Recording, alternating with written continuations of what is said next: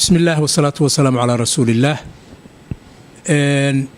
maanta oo ay bisha December tahay 2018 waxaan rabnaa inaan gudbino fariin khiyaarta halkan fadhisa oo isugu jira wasiiro, xildhibaano, senataro, aqoon-yahano iyo siyaasiyiin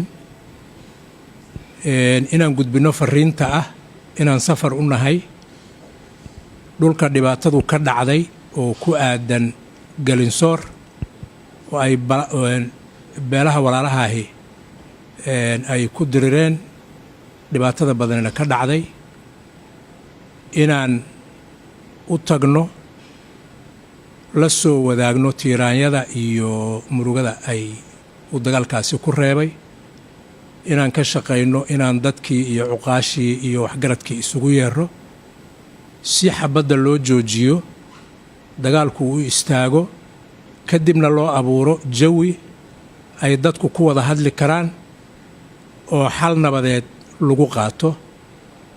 waxaan ku hormari doonaa magaalada Cadaado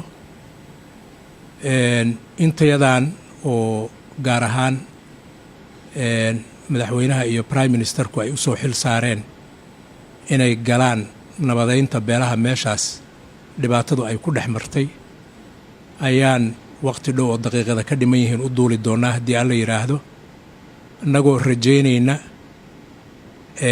ilaahay intii ku dhimatayna u baryayna intii ku dhimatayna in ilaahay u naxariisto intii dhaawacana ilaahay bogsiiyo. socodka iyagu intaas aan sheegayuu daaran yahay. waxaan rajaynaynaa inaan waqti dhow oo degdega aan ka helno xal caafimaad deegaankaas iyo dadka degan. aad iyo aad u mahadsantihiin. waxaan ku dari lahaa dhaawacyada iyo dhibaatada kaloo jirta oo dadka hoos yaalla wixii lagala qaban karo in lagala qaban doono haddii ilaahay idmo. dhaawaca qaar waxaan xoogaal u nahay in hadda ka hor la soo duuliyey in kaloo dhimanna maanta la soo duulin doono. wixii ka dambeeyana hadba intii dadaalka iyo tabartu gaari karaan aan ka qayb qaadanno caafimaadkooda iyo keenistooda goobaha caafimaadka ama magaalo madaxda ama meel kale. kulligiin waxaan idiin rajaynayaa in ilaahay guul ka keeno safarka dadkan ay u gelayaan inay ku nabadeeyaan dadka ahalka iyo deriska iyo asxaabta iyo qaraabada iyo wax walba ah oo dhibaatadaasi ay dhex martay. ilaahayna waxaan ka rajaynaynaa inuu nagu guuleeyo.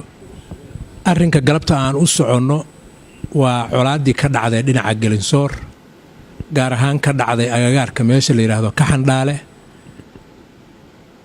soo noqodkeennana insha allah waxaan ayadana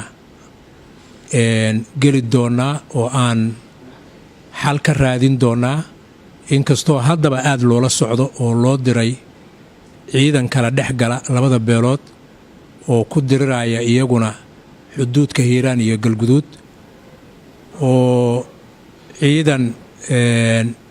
ciidanka qaranka loo diray. rajo weynna aan ka qabo xalay hadduusan gaarin kolle inuu saaka gaaray dhex fadhiyo uu meeshana u tegay inuu kala hor joogsado labadaas ciidan. iyadana haddana gacantaa lagula jiraa. soo noqodka iyagana kolle intayadan in badan oo ka midi kaasna waa laga qayb qaadan doonaa waana socotaa asagana howshiisa.